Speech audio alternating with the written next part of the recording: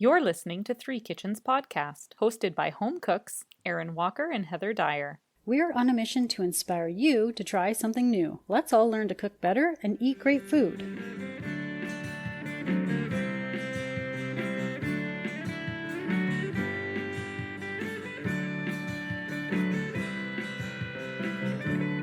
All right, what are we recording? Let's talk about some food. Yeah. So I'm sure you're not sick of Italian cooking yet, right, Heather? Why would I be sick of Italian cooking? I'm sorry how this worked out, but I want to take on some Italian bread. Oh, and I guess I should say hello and welcome to Three Kitchens Podcast.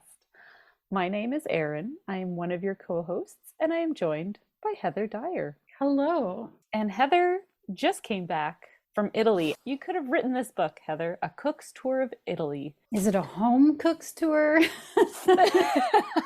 Is it a home cook who didn't cook while on vacation kind of tour? Because that would be Totally. totally. You're just recreating all the stuff that you ate. I have a feeling I've heard this cookbook before. Did you not make that pasta pie from this book? The pasta pie came from this book. It's the book that I have always gone back to for making my focaccia bread. Mm. All that being said, I would like to make Italian slipper bread. Slipper bread. Or as you might know it, ciabatta. Why is it called slipper? What does that Ciabatta in Italian means slipper. mean? Oh. And this bread is shaped more or less like a slipper. Is a slipper like maybe we shouldn't even go down this but like this cracks me up because we've all seen a ciabatta bun and they're small and kind of square. Whose foot would fit in that? Okay, that's funny. Sorry. That's the explanation in this book. So if anyone has beef with that, talk to the author, not me. No. I wanted to make this a while back because I had this great idea of making some ciabatta buns for my kids for their sandwiches. And I was like, oh, I love playing with bread, you know, me and my crazy bread obsession. And why not make some ciabatta buns? So I had this idea that I was going to do it at the grocery store before I looked at the recipe. So I didn't buy the buns. Well, I got home and I realized, no, this isn't a bun that you just make. Oh. So I thought, well, I should bring it in here for us. So I'm going to share my ciabatta bun experience with everybody. And if you want to make it, you shall be prepared after what I go through. She's already bracing herself, which means Hold on. as friend. we hear what the recipe entails, we may also be intimidated. I'm hoping it's not too intimidating.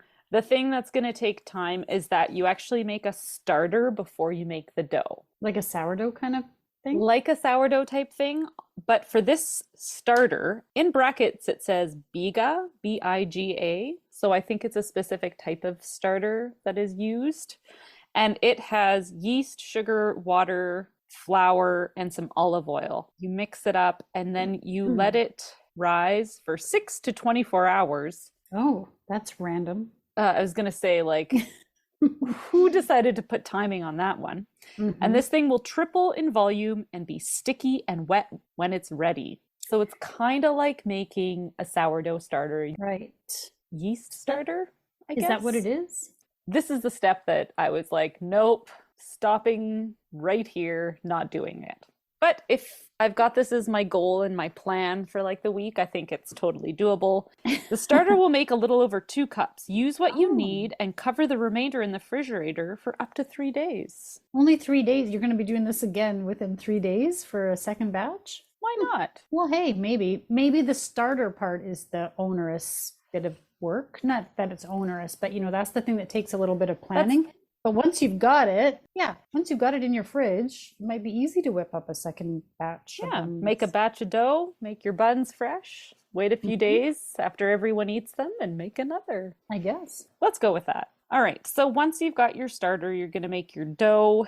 Again, it has more yeast in the dough, which is kind of interesting. So yeast, warm milk, water, olive oil, starter, flour, and salt. So I would like to make it, this is like for loaves, and it says that this will make 2 loaves. So I'm assuming this is going to make a whole bunch of little buns for me because I'd like to make these into buns. Mm-hmm. Does it tell you how to form the slipper shape? No, not really. Hmm. But you'll be happy to know that it's kneaded in a mixer. Get your Italian Nona biceps ready for like kneading and rolling and all that kind of stuff. Feel like if I tried to make a bicep, it'd be like the SpongeBob arm where it like he goes to flex and it goes down. Yeah. Wah, wah. And the fun part of this is that you can also flavor it with sun-dried tomatoes or olives right into the dough. And I think I'm going to go down that path with some of them. We had a delicious, I think it was focaccia with olives baked into olive, and I think it was like maybe fresh oregano was in it when we were in Sardinia. It was so good. That does sound amazing. Even the kids who don't love olives were like, "I'll eat this bread. Where's more bread?" I'm like, "Darn it, I thought I'd be the one eating it. Stop eating it." Back off, get your own carbs. These ones are mine. I love an olive baked into bread. I don't know what it is about that, but yeah, I like the sounds of this. So give me some time. I'm going to make a starter. Now, oh my God, Heather, I'm going to have 2 different types of starters that live in my house now. Don't mix it up. This is how I know I've gone off the deep end. Right? Like you don't keep feeding it and keeping it alive, though. I don't think so, no. So, gosh. Because that'd be a lot. 2 of them to maintain might be a bit. Then how many things do I need to say goodnight at the end of the night? My kids, the fish, the starters. God. The lizard, the lizard. The whole menagerie at the Walker house. I was going to say it's like Goodnight Moon, but it's the home cooks edition. All right. Open the fridge. Good night. Whatever you are, yeast blobs. Good night, doughy blobs. Well, this will be a fun bread baking. Anything's good on ciabatta, right? Yes. Perfect. All right. Go off and bake something. Hey listeners, thanks so much for joining us for today's episode. If this ciabatta bread process sounds like a little bit more than you're wanting to take on right now, but you're still looking for a delicious Italian bread, check out Ciabatta focaccia. It's one of our first episodes from season 1, where I make a delicious focaccia bread that doesn't require a starter and only a few hours of your time. Or if you're looking to dive into bread deeper, check out our episode with Larry Harris, where we bake sourdough bread. But this ciabatta is definitely worth that little bit of time. Let's get back to the episode and hear all about it. So, did you put on your slipper bread today? My bread slippers? I forgot about that, but they did look a little They kind of look slipperish. Yes. So I did a little bit of reading about the ciabatta that I made, and apparently it was very recently invented in 1982. Oh. Yeah. I had no idea. I guess the Italian bakers wanted something that would rival the French baguette. They wanted their own bread that was as loved as a baguette. I think personally, if I had to pick one, I'd probably pick the Italian version. I often find a baguette a little too crusty. We don't get great baguettes here either. That's true. We don't. Some ciabatta bread is pretty cruddy too, actually. Yeah, it's definitely worth making at home. I would say I was a little bit intimidated at first just because it had some steps, but it really wasn't too bad to make. Well, why don't you tell us all about it? The first thing I made was this starter, and it has the name Biga. And so this is a starter that is used to make a lot of different Italian breads, and it strengthens the flavor by adding an extra layer of fermentation into the dough. It creates that kind of puffy, light, open texture that you get in the ciabatta bread. And apparently by using this sort of pre-fermented starter, it makes the final product less perishable. So it will last on your shelves longer by using this rather than just a commercial yeast. So fermentation, right? Because lots of fermented things have that intention of lasting, and it's a preserving technique. I thought that was really interesting because it's something that I hadn't really considered, but I thought that's a really interesting fact for using this. So the starter that I used was yeast, sugar, and warm water. They were combined until your yeast starts to bloom, because when you put your yeast in with that sugar, it starts to eat it and activate it. If it doesn't do that, you probably should get new yeast. So if you're ever wondering because you've got a jar of yeast in your cupboard and you're like, oh, this has been here a while, I don't know if I should use it, pop it in some warm water with some sugar and let it sit for 10 minutes. If it starts to rise up, and I've got a bit of a video on it, you'll know that it's good to go and it's still alive. If it doesn't, toss it. Question. You mentioned pantry. I always keep my yeast in the fridge. Oh. Is it supposed to be in the pantry? Am I doing that wrong? Does it say refrigerate after opening on the jar? Huh. I don't recall. Okay. Let's go look. We're both gonna go look. I just brought the whole jar. Okay, yeah, I got my jar too. Well, right on top of the cap, it says refrigerate after opening. It does. And use within 6 months. Yeah, we both have the same little jar here. I have never refrigerated my yeast ever. Because apparently I don't know how to read. I was going to say, well, you are not paying attention. No, I don't know. Maybe it doesn't matter because you're very successful with your breads. So clearly the yeast works, whether you refrigerate it or not. Okay, so the advice is refrigerate after opening. I am today years old. Sometimes these labels are confusing with the best before dates and stuff. Yes. So it says use within 6 months, but then it has a best before date. Does that mean use within 6 months, or if you hit that date, it's out? You know what I mean? Like, yeah, I know. All these dates on here can get a little bit cumbersome in what our understanding is. And then I think it leads to a lot of food waste, honestly, when it doesn't necessarily have to be wasted, thrown out, or gotten rid of, because it's not necessarily bad. It's just not optimal, is what I'm going to guess. Okay. I think if you still test it, like you just mentioned with the sugar in the water, if it's still bubbling, don't toss it. Yeah. Even if you've had it more than 6 months. And even if you haven't kept it in your fridge. If you've surpassed the date, I think just test it. I've been using a lot less yeast since I've started making sourdough. So I am going to heed the caution on this label and pop it into my refrigerator after our conversation. Well, look. This is hilarious. You don't know what you don't know. Well, and now I'm going to tell you how to bake bread if anyone wants to take any of my advice now. All right.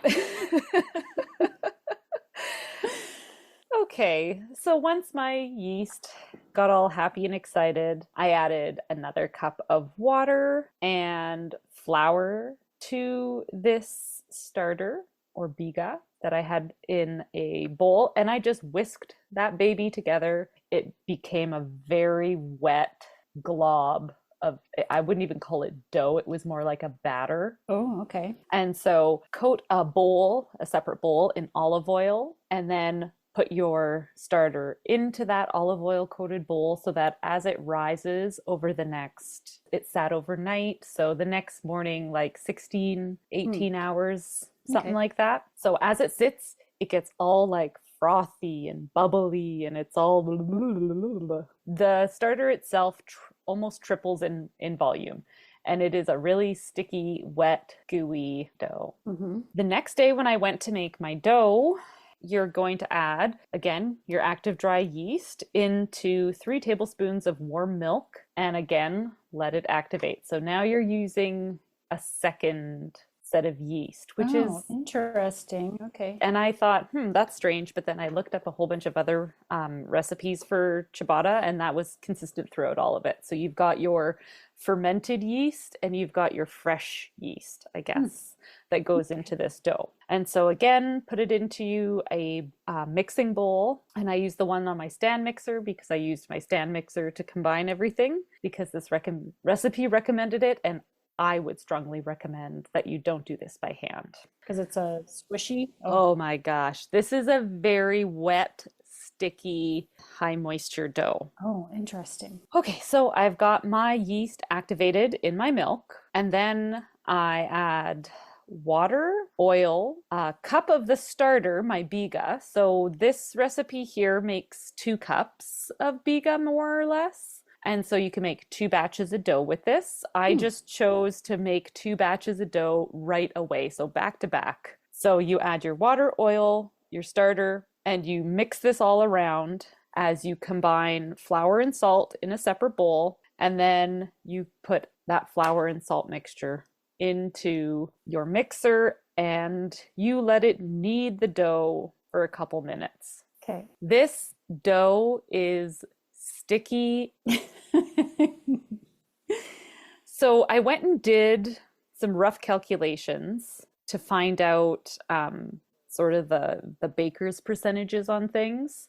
And so if you remember, you take the weight of your flour to be 100%, and then any other ingredients you compare to the weight of your flour to find out your baker's percentages. So you take your weight of your flour, you make that that's the bottom of your fraction as you calculate your amounts. I don't know what kind of face I'm making, but what I'm sure I'm making a face. No, I'm just like, what's the point? Don't you just follow the recipe and put in the amounts that are in the recipe? Why are you doing that now? Yes, you can. Oh, okay. My problem with going through reels and stuff on Instagram is I'll come across like, check out this ciabatta dough. It's 100% hydration. And they shake those bins of dough they have, and they're like, whoa. Yeah.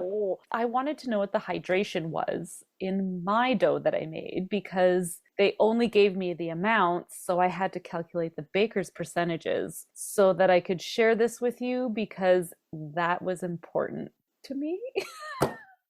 It's important to our listeners. Yes, I bet you there are listeners who are like, Heather, shut up and let us nerd out about the baking. Like, just butt your nose out of it. Any dough nerds, come raise your hand. Give me a high five. So this ended up being about a 60% hydration. So the weight of water divided by the weight of flour tells you what your percentage is. So just for comparison, and online they were saying a ciabatta bread is generally around 60 to 70% hydration. So you were right in there. So I'm in there. Good enough. So once you've got this dough mixed up, and I mean, this is so wet and battery. So after you've made it, you want to transfer it onto a lightly floured surface and knead by hand to make a smooth, springy dough. Mm-hmm. This was like playing with cake batter between your, like, it was just like, yuck. Ugh. And it was like adding as little flour as possible. Do this. With the first batch that I made, I tried adding some flour to see like how much of a difference does this make? Absolutely none. So my best advice, it was like, you know, Ross and the leather pants and the cream and the powder he's made a paste. That's all it did. I made a paste. That's a gross visual. My hands were on the dough though, if that helps. Yes. Yeah. Not in my pants. Okay. Okay, never mind. We'll just skip ahead here, Erin. Just cut this and keep going. Don't you dare cut it. Okay.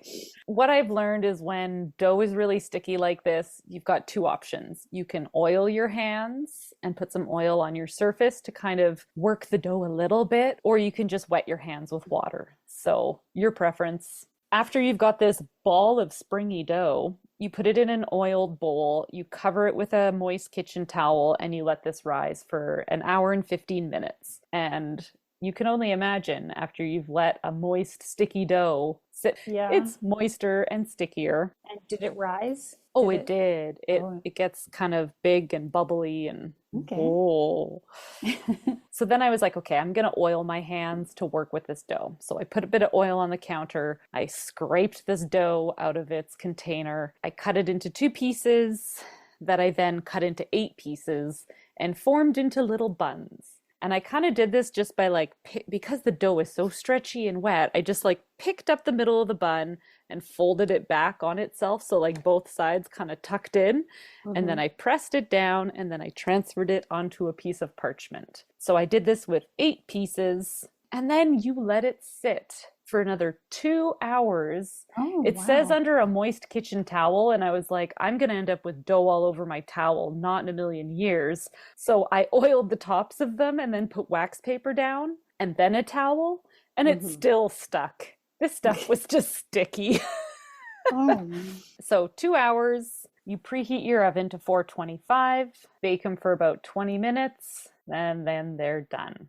This batch that I made into buns, I chopped up about 1/3 of a cup of sun-dried tomatoes and tossed that into the dough after I'd added the flour. And so this had some sun-dried tomatoes in it. The second batch that I made, I decided just to make it into 2 loaves. I did the same sort of thing again once I had the dough out. I cut it in half and then lifted it up in the middle and just kind of folded it on itself and pressed it around. And again, the same thing. They baked in an oven for 20 to 25 minutes. And they had olives in them that I had sliced up. I'm becoming an olive obsessive over here. Love it. Oh, and then I baked these in an oven that I had a glass dish of, I put hot boiling water in once the oven came to temperature to create a moist environment. It does say that you can spray in the oven with water 3 times during the first 10 minutes of baking. Some people do that with sourdough. Yeah, I do the pan of water for my sourdough, so I figured this will work the same. Yeah. And then once they were done, I came out, put them onto a cooling rack, and we have ciabatta. It's kind of amazing that what you're describing sounds really sloppy, and yet you get bread out of it in the end. Like, yeah, such an interesting recipe.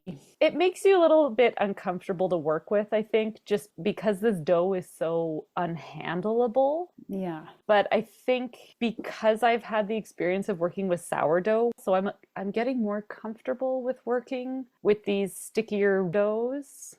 Okay. I think store-bought ciabatta is like, next to this is terrible. Like and I almost never will choose ciabatta, even though, like, I've had good ciabatta, probably in a restaurant, with a sandwich or whatever. But this homemade was like, just so much better, so much better. It's amazing what a homemade bread does to your standards. You can never go back. I found like I was expecting kind of the outside to be crusty, or almost like you're gonna rip it with your teeth, but this was like soft, and it wasn't quite what it looks the same, but but it's not. The texture felt better because I preferred that soft texture throughout the whole piece of bread. I really like that. Did you have a favorite flavor? I did. The olive, I could just eat that every day. Right? I just bought a massive jar of olives at the store because I'm going to be redoing this. I'm like you. I love I've always, not always, maybe not as a kid, but as an adult for sure. Once I discovered what good olives, not those crappy things with the red stuff in the middle. I don't know what those are. I still like the crappy ones with the pimento in the middle. Thank you very much. No. I don't like those, but like a good olive, there's nothing better. I love the way olives hold up in something like a bread. Like, they kind of keep their texture and their flavor. They don't like get mushy or dissolve or disappear into it. They can stand up to that high heat and be those little like perky bites. Like, if you what did you do with your bread? So with one of the buns, the sun-dried tomato buns, I made like an egg, like a BLT. I had a bacon tomato, a belt, I guess, because I had an egg in there. My husband was like, gee, you must be hungry. I don't normally eat like this giant. It was a big bun and a big sandwich. And it was so messy. And I'm just like, but it was so tasty. Oh, awesome. And then honestly, the loaf I just kept going back and like tearing pieces off and putting butter on it and just walking away eating it. Like, I wasn't the only one. I think other people in my family also ate some of it, but I ate a lot of that just on its own with butter because I couldn't stop. It was just yum. So good. So I have a suggestion that I used to do on a baguette. So I mean, the Italians just won by this definition. Is if you cut it in half lengthwise and open up both sides and spread tomato sauce on the bread, put down some meat, cheese, and toppings like you would on a pizza, and then pop this under the broiler. This is like quick, fast pizzas, and the olive in there, and this like easy to bite through bread, which is, again, like you said, less crusty. It's less of that like tearing it when you're so freaking good. Oh, I could see that being delicious for pizza. Yeah. It's a winner. This was great. It's a day. Mm-hmm. You know, you make it up the night before, and then you kind of gotta dedicate some time to this messy dough. But if you make this starter and then you just make 2 batches of this, the extra stuff that you're not going to eat within the week, pop in your freezer. And this is easily going to last in your cupboard for probably 5 or 6 days without having any issues with it. Mm-hmm. Can you keep the starter, like the other half, the starter, if you don't use it right away? Absolutely. You can put it in your fridge. I'm hearing anywhere between 3 to 5 days. I just mixed up these 2 batches back to back. When it went into the oven, it was kind of like perfectly timed to make these multiple batches. So that worked really good. It's nice that it worked out so well that while one was doing one thing, you could mix up the other. While that's baking, it's resting, and then you just swap, and it all worked out. Yeah. It worked out really smoothly. Cool. Make ciabatta at home and then you'll want to eat it all the time. It's a hazard of the podcast. Thanks for making this. Thanks for eating this. No need to thank me for eating delicious bread. If all the carbs come from the podcast, it's okay. These are good carbs. They're homemade. And now for the fine print. Links to recipes and other things we talked about in this episode can be found on the show notes or our website, www.threekitchenspodcast.com. Come say hello on Instagram, Facebook, Threads, YouTube, and TikTok. We'd love to connect. And if you enjoy the show, pass it on. Word of mouth is the #1 way people learn about new podcasts. Thanks for listening. Come on. That's not a measurement. Let's say so. Okay.